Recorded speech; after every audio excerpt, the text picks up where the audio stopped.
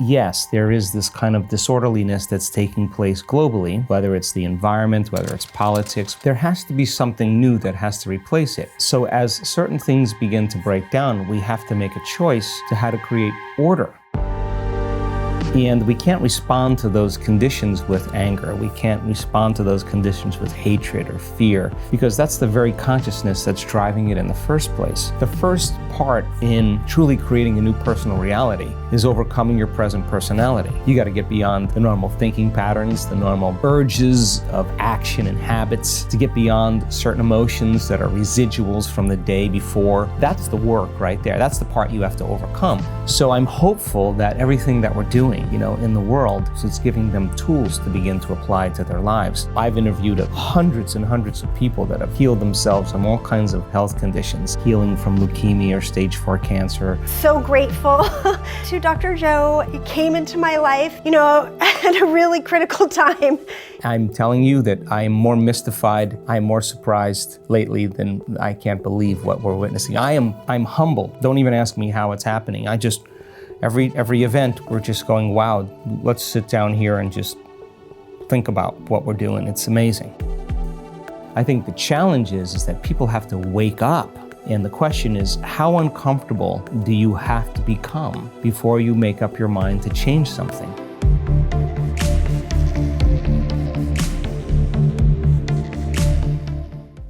Hi, it's Brian Rose from London Real. You probably know that we've just recently been re-platformed on YouTube after 25 months completely in the dark. The truth is, I really need your help. What I really need you to do is click on that subscribe button right now, like this video, and maybe even leave a comment or share the link with friends. We're really fighting against an algorithm that's tried to keep us quiet for so long. And the more subscribers we have, the more people watch our content, the better guests we can bring you, the better content, and we can continue transforming lives. We've been doing this for 14 years now. I want to do this for another 14 years, but I really need your help. So click on that subscribe button, like the video, leave a comment, share this, and we're going to continue to bring you more and more great content. Thank you. This is London Real. I am Brian Rose. My guest today is Dr. Joe Dispenza, the New York Times bestselling author, international lecturer, researcher, and educator. Your work focuses on the intersection of neuroscience, epigenetics, and quantum physics, driven by the conviction that each one of us has the potential for greatness. You specialize in teaching people to rewire their brains and recondition their bodies to make lasting changes. Dr. Joe, welcome back to London Real. Thanks so much, Brian. I'm always happy to be with you. Always great to have you here. You move a lot. We were just talking. You just listed off about 20 cities that you're in. You're going to Russia, Italy, Rome, America. Tell me about your schedule. You're a busy guy. Well, from the very beginning, my theory is I'll always go where I'm being invited. So if you stop inviting me, it's time for me to do something else. But I think this is a time in history where people are really wanting to know how to do it. So we're seeing great changes in the measurements that we've done, brain scans, HRV measurements, epigenetic changes, immune regulation, telomere lengths. We're seeing great changes in the biology of people's brains and bodies. And the evidence shows us that it's actually possible to do it. And at the same time, we're seeing a lot of great testimony, people telling their stories of healing from leukemia or stage 4 cancer, tumors disappearing, or Parkinson's disease going into remission. We're seeing the evidence in testimony. And I think evidence is the loudest voice right now. And so I think many people are interested in understanding how to do it. So my schedule has gotten super busy because people want to know how, and so we're just responding to people's needs. And just culturally speaking, whether we're in Moscow or whether we're in Rome or whether we're in Mexico City or the United States or London, we just move around a lot because we do these events that teach people how to do it. When I turn on the news, I see a bunch of people fighting with each other, and I see Brexit here in the UK, knife crime up. I look in the US and there's the election cycle, there's shootings, and yet on the other side, there's more people than ever are feeling your message and thinking, wait a second, we can empower ourselves. How do you sort those two out in your head? Yeah, I think that when you start seeing this kind of global chaos that's going on. Chaos to me is unpredictable order.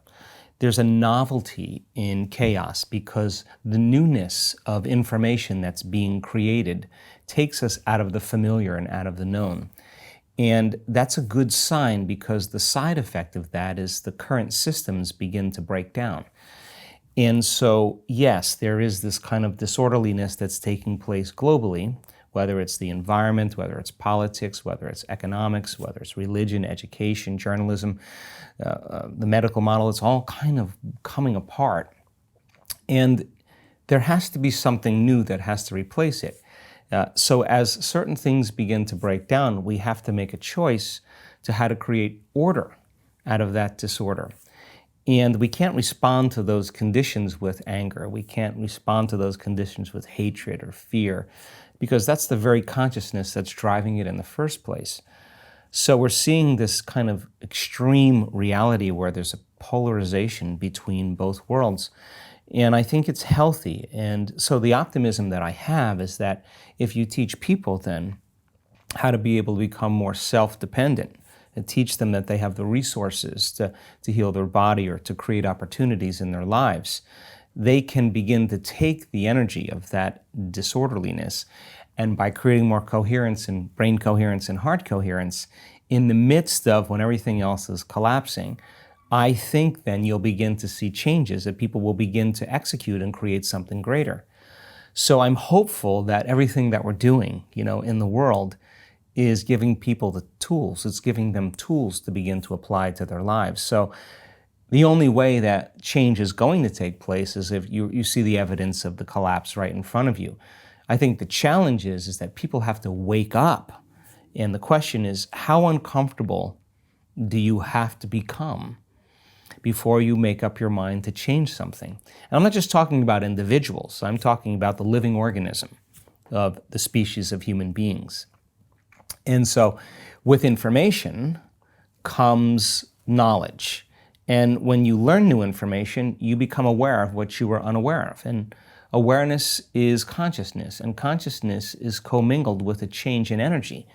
So there's this kind of energetic change going on in the planet, and we have to learn how to use that energy and to harness it and reorganize it. In fact, I believe that that energy is endorsing who you're being.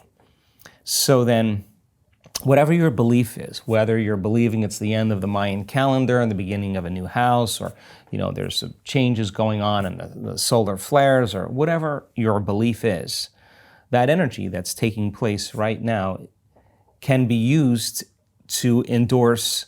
If you're fearful, you're going to experience more fear or more anxiety. If you're using that energy and learning how to create order out of it, it's going to endorse some greater outcome for you, whether it's health or wealth or whatever you're after in your life. So the polarity or the extremity that's being created, I think, is necessary for something greater to happen. And as I've said in the past, you don't try to fix this. We just figure out a way to create something better. And when you create something better, everybody leaves this and naturally goes here. It's just antiquated. So we got to get really sharp and see through the illusion of what's taking place. And I just don't want to wait till it gets so uncomfortable that it's too late to begin to act. And that's kind of what drives me more than anything else. Well, because I see a lot of anger out there, and maybe, I don't know how much is real, because you see it on the news and see it on social media and the wars and the tweets and stuff. And sometimes I don't know if that's what's real on the ground or not, but that's not what you're going for. You're trying to get people to create the new reality by not reacting to that anger. Well, it's kind of interesting because I'm not sure I believe anything that I see on television any longer. I'm just not sure that it's actually factual. And I travel around the world, and whatever place or country or city that I'm in, there's a general sense of goodness with people. I think people are wired to care for one another, to take care of one another, to inform one another, to support one another, to heal one another, to give to one another. I think we're wired that way. And I think that if you want to diminish that kind of virtuistic behavior, you create the stress hormones, and you create fear, you create hostility, you create anger, you create pain, you create suffering. And it's those emotions that begin to create separation. Now I don't trust you any longer, because in survival, you have to take care of yourself. In survival, it becomes a very selfish set of chemicals that cause to endorse our ego. So I think that in this current time, we have to be able to rise above those emotional states. And when you do, you're no longer controlled. I think the best way to control people is to control their emotions. And when you can control their emotions, of course, you're going to keep their attention moving from one thing to the next. And while everybody's looking at all of this drama,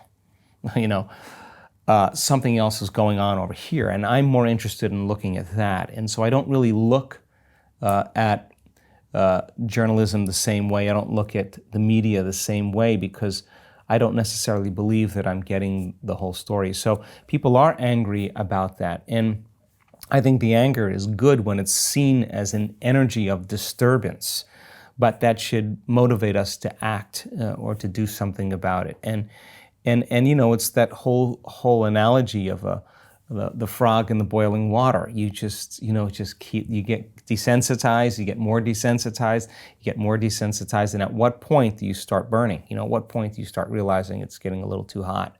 I just think we have to get to that point now. So by creating something for people to utilize, that you're not relying on so many things outside of you to bring you joy, or this kind of subconscious program of being a victim. You say, Brian, why are you so upset today? Well, I'm upset because of this person or this thing. What that really means is that some person or some condition in your environment is controlling the way you're feeling and the way you're thinking.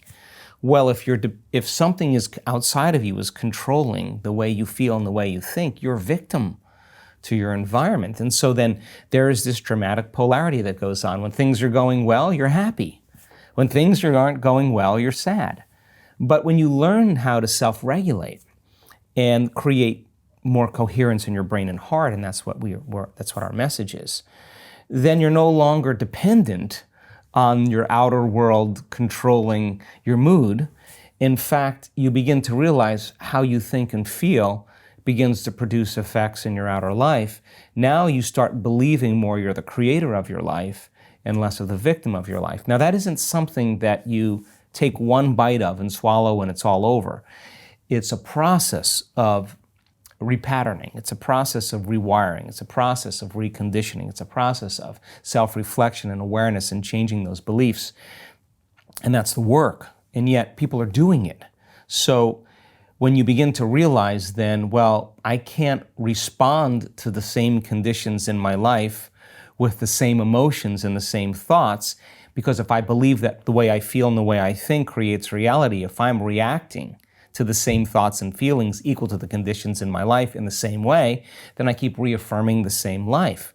So then a person has to retreat from their life, retreat from their environment, disconnect from their outer world, and begin to lay down patterns neurologically in their brain so that their brain is no longer a record of the past. They're priming their brain and beginning to lay down the circuitry for them to think in different ways, to begin to close their eyes and rehearse who they're going to be in that day.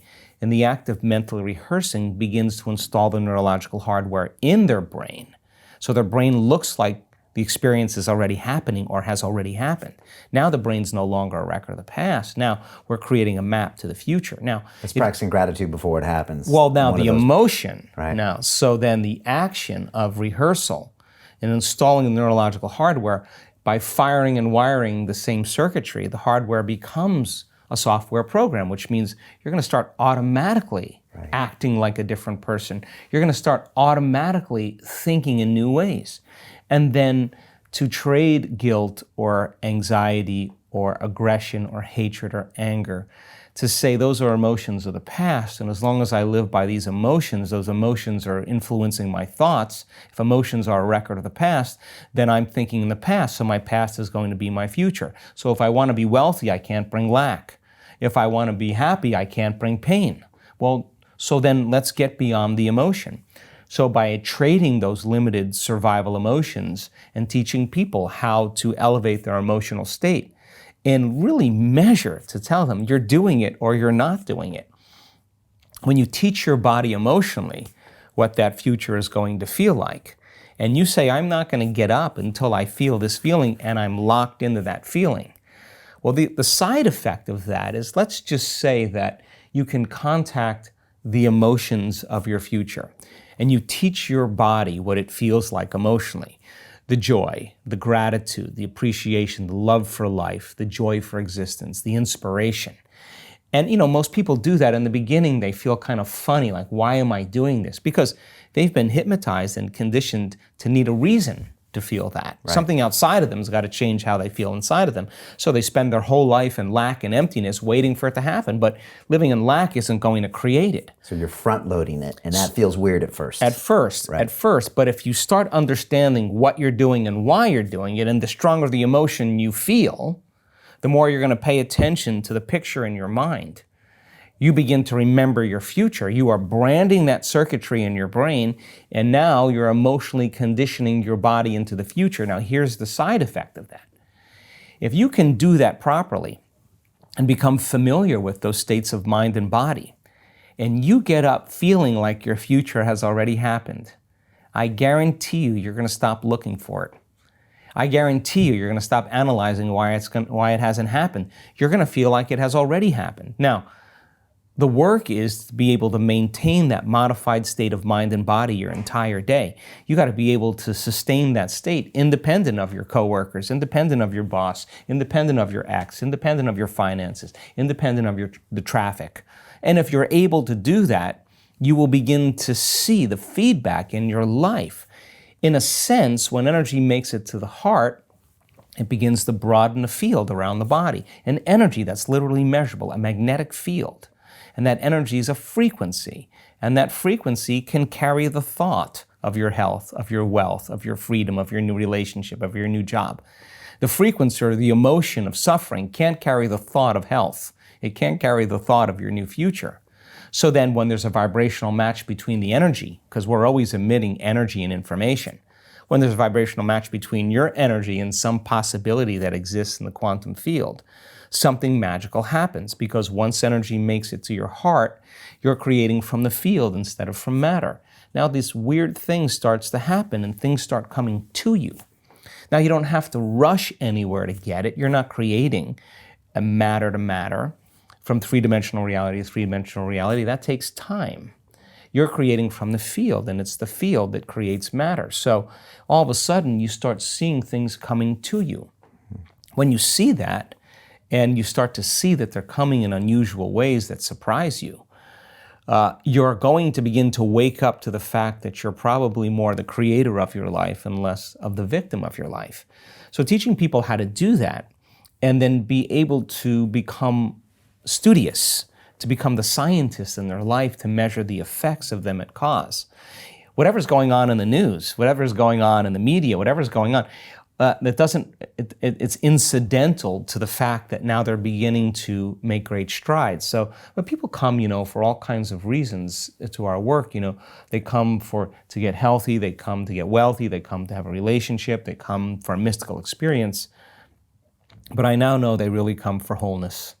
And when you feel so whole because your brain is so orderly and so coherent, and you've trained your heart to be more in coherence, and you feel that kind of joy for no reason at all. This is where it gets interesting, because now all of a sudden you're no longer seduced by the conditions in your outer world. In fact, you're seeing the hidden meaning behind everything because you're viewing it from a greater level of consciousness. Right. So sitting in the fire of your guilt, sitting in the fire of your pain, and knowing what to do when that happens, and teaching people that as they begin to lower the volume to those emotions, as they begin to self-regulate, that's the greatest challenge they have in their lives. I mean, people say to me, what do you do in the morning? Well, 2 hours in the morning, that's a lot of time. Well, if I can overcome myself at the beginning of the day, the rest of my day is easy. And right? that's what you do. You spend 2 hours in the morning. I allow for 2 hours. Okay. You still get up at 4 a.m. and that Well, your this special morning time? I was up at 3. Okay. Because I'm on the wrong time zone. Right. But if you I'm up, you like the 4 a.m. slot. because my brain waves are just right, I don't have to work as hard. Yeah, my body's a little fatigued, but I'm between worlds. And so my body's a little tired, but I get up and do it. And to me, I allow for 2 hours. Sometimes I can nail it in 45 minutes or an hour, and sure, I'm done. Other times, I'm on the wrong time zone. I have meetings all day long. I got a lot going on, and I'm just not going to fall prey to that common state of thinking. And that looks like meditation, affirmations in your mind, visualization. It's the work that we do. It's the work that we do. And the first part in truly creating a new personal reality is overcoming your present personality. You got to get beyond the normal thinking patterns, the normal urges of action and habits, to get beyond certain emotions that are residuals from the day before. That's the work right there. That's the part you have to overcome. So some days you just kind of slip in and it's magic because you've been practicing, like having a great golf game or a great tennis game or a great run or a great session of knitting. You're in your groove. Other days you got to work a little bit more for it. And for me, what I've learned is those hard days, the days that are the most challenging, are always the most rewarding. Because now you're uncompromising to an outcome. And if it takes you an hour to get beyond yourself, to find the present moment, because that's the only place where the unknown exists, the familiar emotions and hardwired patterns of the past are the known. The predictable future, in trying to forecast the feeling of every event in our life, what people do unconsciously, is also the known. There's only one place where the unknown exists, and that's the present moment. You call it the generous present moment. Yeah, and I've just done it enough times, and there are plenty of people in our work that have done it enough times to know when you're there and when you're not. Okay. And when you're not, it's very obvious because you've been there enough times. So you're separating your old story from yourself, and you're separating your focus on the future, and you're being present. it's just like hitting a tennis ball in a sweet spot. Okay. You lock into something, and that wholeness starts to happen, and now you're no longer creating from polarity or duality or opposites. People they create when they see they don't have something. Whether, hey, nice suit, I want one of those, right? And the moment I see that you have a nice suit and I start thinking, I want one of those, my brain naturally starts putting me in the equation. Next thing you know, I'm wearing your suit. Well, that's because we're wired to do that. So then we have this natural ability to create. The problem is after you imagine that, you open your eyes and you don't have it, people experience more lack. Well, we're not that good yet. So then the act of practicing enough times and beginning to create the state in which you're so connected to the energy of your future. Now think about this. You're so connected to the energy of your future, you're no longer looking for it or waiting for it. You feel like it's already happened. The moment you get upset in traffic, the moment you start judging a coworker, you just disconnected from the energy of your future, and now you're back to the energy of your past. Now, if you tell me it was that person that did it to you, I'd say to you, oh, you're back to the unconscious program of being a victim again. So then the person then goes, oh, when did I fall from, that state? When did I lose it? Oh, it happened at 3 o'clock today. The next time that happens, what can I do differently? Now the person's moving through their challenges in their life with coherence, with rhythm. They're starting to begin to make strides, and that they're no longer knee-jerking to the people in their life that they've used emotionally to reaffirm their identity. Now, this is the work because you look around to see if anybody's doing it, and you don't see anybody else doing it. It's kind of this kind of lonely moment where you're realizing that I'm the only one doing this. That's that kind of moment that you realize that nobody understands you but you, right? And you can't even ask your friends for their opinion because they're going to give you their opinion based on their own experiences. And it's that kind of moment where you have to draw in all your resources and begin to make up your mind. And I've interviewed hundreds and hundreds of people that have healed themselves from all kinds of health conditions. And one of the most important elements that I see over and over again is when the person said, I just got to this point in my life where I made up my mind. and they made a decision with such firm intention that the amplitude of that decision carried a level of energy that was greater than the hardwired programs in their brain and the emotional conditioning in their body to the past. And their body responded to their mind in that instant. And the stronger the emotion, or the stronger the intensity of that energy, the stronger they felt that energy, they came out of the resting state, the more they paid attention to the choice they were making. Right. So like the decision might be, I'm not going to let my ex-wife bother me anymore. I'm going to no longer get angry. Yeah, we had a woman on the stage in our event just recently, 78-year-old woman, very serious car accident, in a wheelchair, couldn't walk, couldn't speak. Made up her mind, like, this is it. I am here to change. It wasn't like 50% in, I hope this works. She was like, I made up my mind. And the decision became a moment in time that she never forgot. She will say to you, I know the moment I made up my mind. I know the moment I decided to change. That, think about it, that is the moment she moved her brain and body from the past present reality into a future present reality. What do I mean by that? People wake up in the morning and they don't feel anything, and all of a sudden, their brain is a record of the past. They start thinking about all their problems, and those problems are memories of certain people and objects and things at certain times and places. So the moment they start remembering their problems, they're thinking in the past. Well, every one of those problems has an emotion associated with it. So they start feeling unhappy, they start feeling discouraged, they start feeling victimized. Now their body's in the past.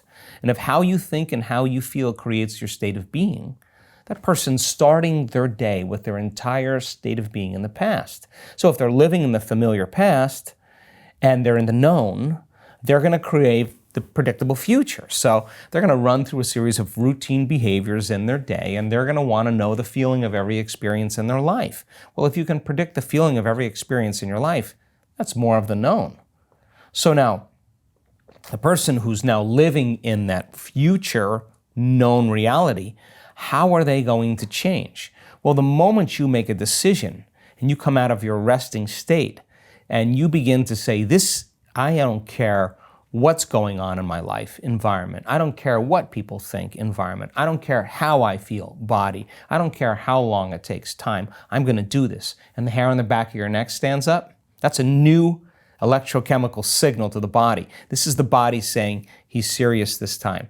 It's like jumping on a horse and wrapping your legs around and giving it a kick. The body's like, ooh, we're going to ride now. It's no longer, oh, geez, I think I'm going to change tomorrow. Right. This is a strong signal, and that becomes a long-term memory. That moment defines the person.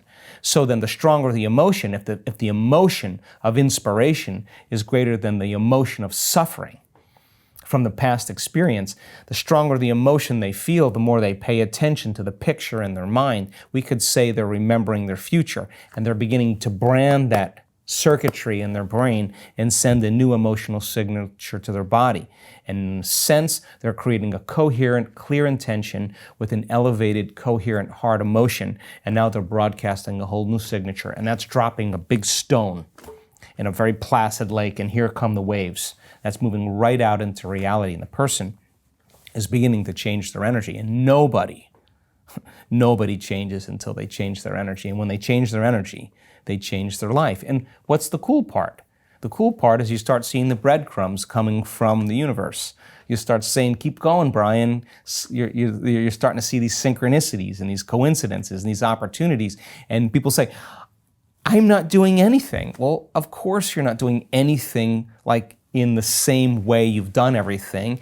You're changing your energy, and now it could be that simple. In the present moment, you start seeing feedback coming into your world. I think that's what people want. And you could have a master's or a doctorate degree. You could have a high school education. You could be overweight. You could be underweight. You could be sick. You could be healthy. You could be young. You could be old. Any skin color. I've seen it on all different people, all different races, all different size, all different shapes, all different diets. Nobody is so special to be excluded from that phenomenon. And they change their vision of the future. So if it was me, as opposed to all these things I'm hoping that are going to happen in my life, I just know they're already true. And then I just am in the present. Well, it takes a little bit of training. I mean, knowledge is the forerunner to experience. So I now know that if you give people the right information, and as I've said in the past on your show, science is that language. And you can combine the quantum model and neuroscientific model with neuroplasticity and neuroendocrinology and psychoneuroimmunology and epigenetics and electromagnetism and all those wonderful different branches of science and build a new model of understanding. The person has to be able to explain that model. If they can't explain it, Brian, it's not wired in their brain. So they can't assign meaning to what they're doing. They leave it up to conjecture. They leave it up to hope. They leave it up to wishing, praying, wanting. That's the old model. But when they understand what they're doing and why, and they can articulate it, they're installing the neurological hardware in their brain in preparation for the experience, so they'll understand how to do it better. And that's why a lot of your events, you're up on the whiteboard with like all the science. Of course. Because you're trying to get their logic brain to understand the science. And make it so simple. Right. That it's not about making it complicated. What it's about is eliminating everything else that's not part of the formula. So stop wondering why it hasn't happened. Stop analyzing and judging yourself. Stop saying, I can't, it's too hard. Those are the very things that are standing in the way between you and your future. So you come up against yourself. Well, what do most people do when they come up against themselves at home in their meditation? They say, I can't meditate. They get up, they get on their cell phone, they quit. Yeah. They get up, they turn the TV on, they get up, they do whatever, have a cup of coffee, whatever. They haven't gone past that point because they don't understand that they should. So then when you begin to create a model of understanding and the person can explain it, they're wiring it in their brain. Now, as they install the neurological hardware in their brain, they're priming their brain for the experience. So then you give them the instruction and they can understand what they're doing and why, and you set up the conditions in their environment where they feel safe enough to create. Now we take them to the next level. And the experience then begins to change their brain. It begins to change their body. It begins to downregulate certain genes, upregulate other genes. And you may have a good meditation. You may not have one that's so great. But if I said to you, now, Brian, what did you do really well in that last meditation that you love about yourself? Explain that to me. And you can articulate what you did really well. I guarantee you, when it comes time to do it again, you'll do it again. Then if I said to you, if you had another opportunity to do it again, what would you do differently? What would you bring? What would you improve on? What would you work on? And if you can articulate that, I guarantee you, you're going to become conscious of those unconscious things that you were once unconscious of, and now you're going to go a little further. And when you stretch a person a little further past that point where they normally stop, that unknown, that's where the magic happens. So in the beginning, you step out into the unknown, it feels uncomfortable. But if you keep applying what you're learning, we've seen this over and over again, and for years now. The person gets beyond themselves. There's this kind of dramatic shift that takes place in a collective of 1,000 people or 1,500 people. Now the energy in the room's changing. Now people are getting it. They're creating more coherence. They're starting to break through. And now give them the opportunity to demonstrate how powerful they really are, and you will be surprised on what you see. And it comes in any shape, any age, any sickness. I mean, you can't tell me you're too sick to do this work any longer. You can't tell me you're too old to do this work. When is the documentary coming? That's what I want to know, Joe. When can we see and pull back the curtain? Wow. Well, one of the things that I'm so proud of is we now have a testimonial booth at our week-long events because people have so many amazing, great stories. I mean, they're so good that now we have so much testimony that a lot of people are going to our website and just watching the stories of people tell their stories of how they healed of all these health conditions and the doctors told them they weren't going to make it, or they created wealth or whatever. I think that's so important because when you see that person on the stage and they're telling their story and it's not a Hollywood version of triumph. They lost everything. They got worse. Everybody gave up on them. They were in and out of the hospital. They tried this, they tried that, and all of a sudden, they start telling their story, and you see how they started to make the changes, and they started feeling better, and their blood values started to improve a little bit, and their blood values got worse, and then they went back again, and then they come out the other side. And it's a 64-year-old woman, with Parkinson's disease that can't swallow, that can't blink her eyes, that can't chew, that can't stand up, can't blow her nose.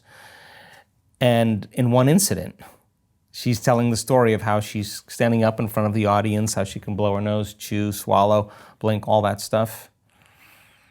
You're looking at her going, wow, she doesn't look much different than me, or doesn't look very special, or she looks like a normal person. You're going to identify. And I look out in the audience when people stand on the stage and tell their story, and there's a lot of tears because they're speaking truth. They're the example of truth. They're possibility right in front of them. And that shift that takes place in that moment in the event is dramatic. And it's because they see someone else do it, or they feel them do it, and that has a cascade effect on everyone else. Look, I was in Cancun. We had our week-long event in Cancun. There's a colleague of mine who's a PhD, MD researcher out of UC San Diego. Brilliant man. Came very doubtful. By that third day, when people were standing on the stage, he sat down with me at breakfast and he said, it's time to do research. We're going to get funding from the NIH. We're going to work and we're going to demystify this process. I've seen it. I now know it. Let's do protein markers. Let's do brain scans. Let's build this model. Let's write the protocol. Now, why? Because we have a perfect Petri dish. We have 1,000 people in Cancun, all eating at the same time, all waking up at the same time. There's a pattern. There's a closed environment, right? So you study the environment. You study what's taking place. And filling in those markers, getting a little bit more evidence to tell the story, both scientifically, as I said at the beginning, as well as testimony. That evidence becomes the loudest voice, because we're seeing, oh my God, there are epigenetic changes. Oh my God, there's immune regulation. Oh, there's protein markers that are having changes in neurotransmitters. There's electromagnetic changes. There's more heart coherence. There's more brain coherence. Yeah, and look, there's a person with stage 4 cancer telling her story right in front of the audience that had serious cancer all throughout her body. There's nothing there now. Nothing. Or blind people seeing. I mean, you can't just throw that out any longer. How long do you think you need to put the proof together to where now everybody can look at it and say, this is true? I don't know. I mean, we have so much documentation. Bond University out of the Gold Coast in Australia, they've just analyzed thousands of my brain scans, and they want to write a paper there because they're seeing, like they've never seen a community of people be able to change their brain waves so quickly and to sustain those kind of changes.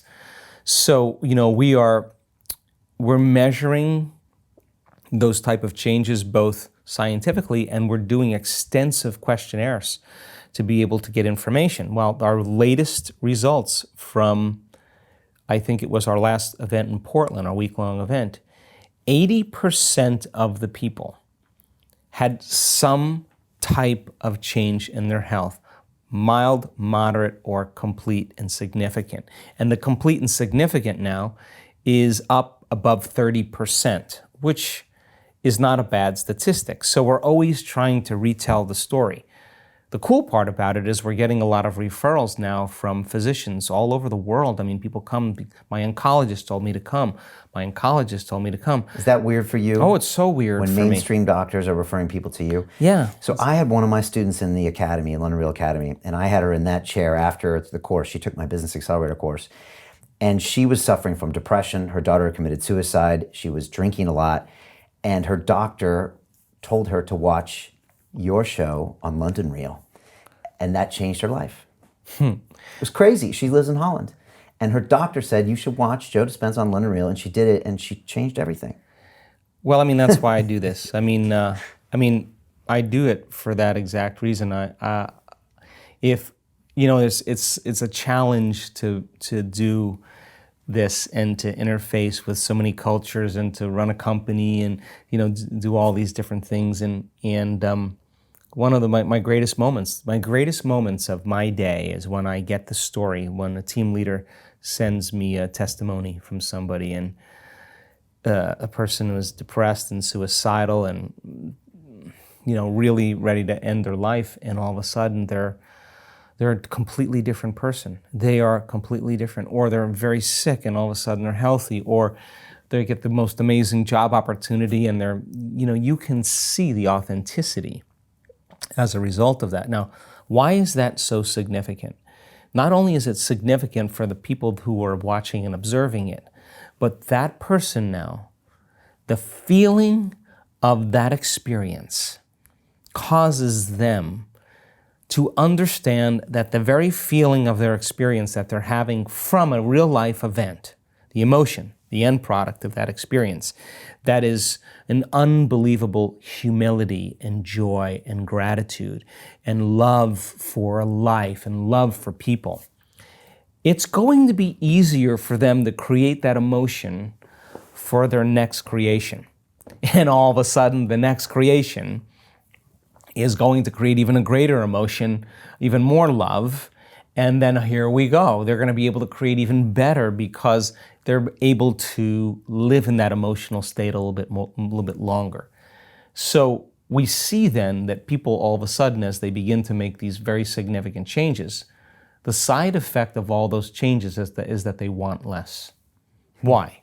Because imagine there's so much coherence in your brain, so much wholeness in your brain, so much coherence in your heart, so much wholeness in your heart. You feel so whole that you no longer want anything, because how could you want when you're whole? You only want when you're in lack. And now when you're creating from wholeness instead of separation or duality, wow, the effect of that is that you only want to contribute to the world now. You only want to make a difference. You feel like your needs are met. You feel like there's not a whole lot of things that you want, that you feel so amazing. The only thing you want to do is give. You want to contribute, you want to make a difference. Now, we're back to the consciousness of how human beings are when they're a living organism, a species that are evolving as one organism, that is educated, that's informed, that's healing one another, that's shining for one another so others could shine, not to outshine them, but to show them how to shine. Now, all of a sudden, you have something very collaborative, something very unique happening. And that's my hope during these times. Which is kind of the opposite of this kind of tribalism we see where it's about what can I get, what do I look like, what does my post look like? The opposite of that is a wholeness, which means we're giving back to this oneness of the species. Well, think about this. That's absolutely the right answer. Imagine understanding the science of creation. Now, as I said, it takes a lot of practice, takes a lot of information. We don't go for the whole enchilada. We teach people methodically, step by step, on how to build. On every day, they build a little bit more, they build a little bit more, they get a little bit better. Imagine that you do that to such a degree that you understand how to do it all the time. Now, you're not going to sit down to do the work and be like, oh God, I got to go create now. You're going to be pretty inspired to create. You're going to enjoy it. It's going to be something that you look forward to. And that's kind of the thing that I'm proud of when it comes to our community, because we're doers.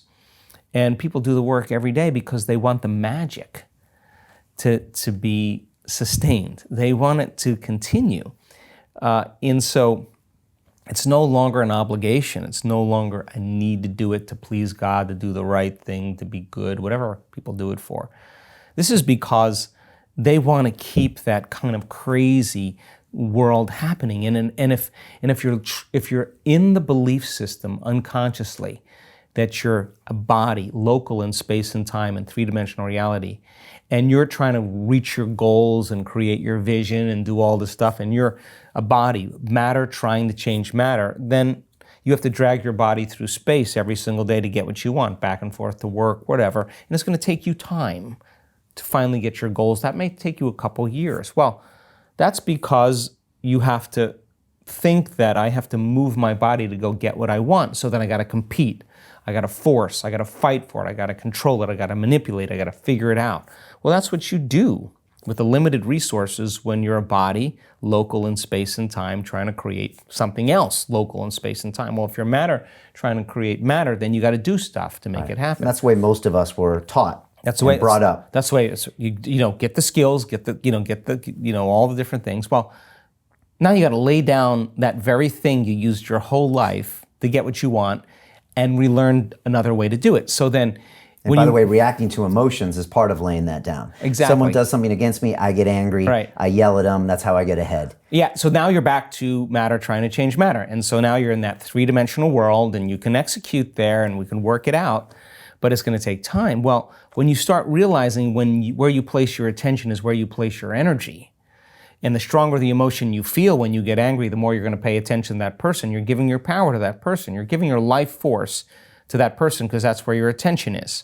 Well, when you learn how to lower the volume to that emotion, you take your attention off that person. You begin to break your energetic bond with that person. You call energy back to you. Now you have energy to heal. You're building your own electromagnetic field. Now, when you understand the science of creation, and you understand it happens in the generous present moment, and you're practicing every single day on how to be present, you're not going to start creating until you know that you're beyond yourself and you're creating in the present moment. You know when you're there and when you're not. And you're creating by changing your energy. And you understand when there's a vibrational match between your energy and some potential in the quantum field, you no longer have to go anywhere to get it. You are the magnet. You're drawing the experience. You're collapsing time and space, or experiences are coming to you. You understand the science behind that. I guarantee you that you won't be rushing and competing to get anywhere. Everybody else will be rushing and competing. You'll be doing just the opposite. You'll just be in the present moment, changing your energy, understanding that there's a better way to do it. Now, this is where it gets and exciting. Things will come to me. Yeah, and all of a sudden you start figuring that out. So in traffic, you have two options. You can get frustrated or impatient, or you could be like, well, it was a good time to tune into my future. I'm going to do it with my eyes open. I'm going to fall in love with my future. I'm going to open my heart. And the side effect of that is starting to see those changes. Every day you're drawing a little closer. Now here's the cool part. We hear stories like this. We have coherence healing groups. We have people that understand that if you can begin to change the patterns in the field, you can change matter. It's not matter that emits the field. It's the field that creates matter. If you change the field, you change matter. You don't change the tumor. You change the pattern in the field, and the hologram of the tumor changes. So we go an extensive understanding on this. And now we're doing these coherence healings, and we're seeing people have instantaneous changes in their health. I mean, instantaneous. And so now this group of people say, well, God, if I'm truly in the quantum field, there's no separation. I don't actually have to have the person in front of me that we're healing. I just need a picture or a coordinate, and my thought will connect me to them because there's no separation. I'm connected to everything in the unified field. The unified field, the invisible field of energy that connects everything material. If I get there, then I don't need to be in the presence of that person. So we have hundreds of people doing these coherence groups, these co-heal groups. And here's a lady that they do them at breakfast and lunch. They call them the Hallelujah Amens.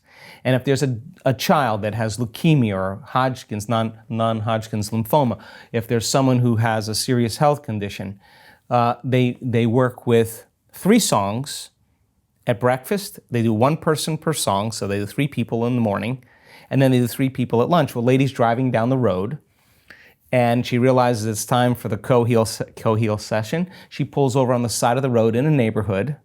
She turns her music up. She gets right into it. Next thing you know, she gets a knock on the window, and it's a police officer.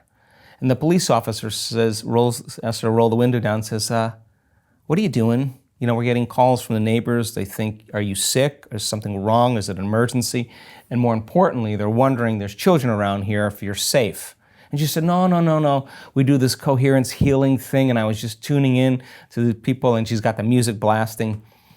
And he leans over to look into the car, and when he leans over, he jumps back.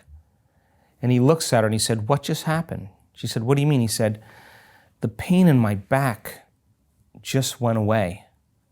He goes, I was in a lot of pain. I don't have any pain at all. And she said, oh, you were healed into wholeness with love. And she gave him the wink and rolled the window up and took off. Now that's the side effect of what could happen in a change of energy. He had direct experience of it. She did nothing. He just entered a coherent field. So you start seeing these unusual things happening And that you are see having, it all the time. Yeah. that they're becoming the new normal and having an effect.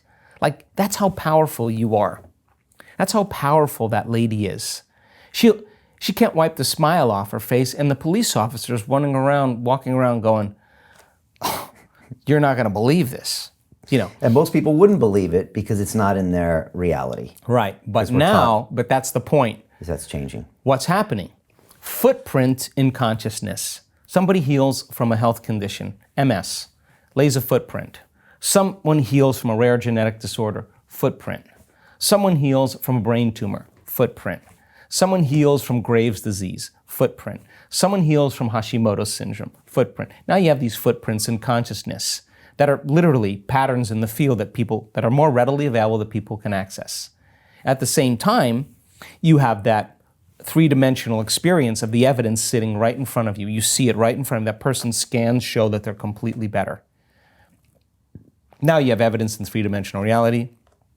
You have evidence in the field. There's a footprint there people can step into. Now, what happens is it becomes that collective 4-minute mile thing. Like, we're broken through the 4-minute mile. Now everybody's starting to do it. There's a change in consciousness. That's becoming what's making it so exciting, that people want to be a part of that. They want to be a part of that community. I want to see this documentary, Joe. Right? Well, they're working on it. Imagine, right? Imagine. To continue watching the rest of the episode for free, visit our website londonreal.tv or click the link in the description below.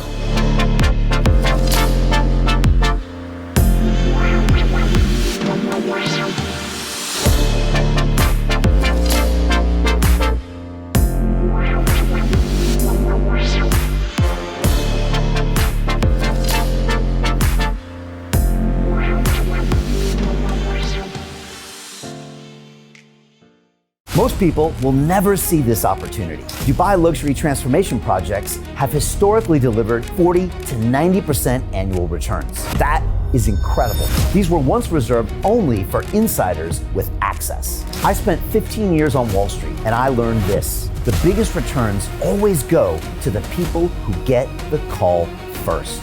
Now, you finally can. We've just received a brand new project with major upside potential. Allocations move fast. Click the link, apply now, and speak to my team. This is your chance to see what others never will.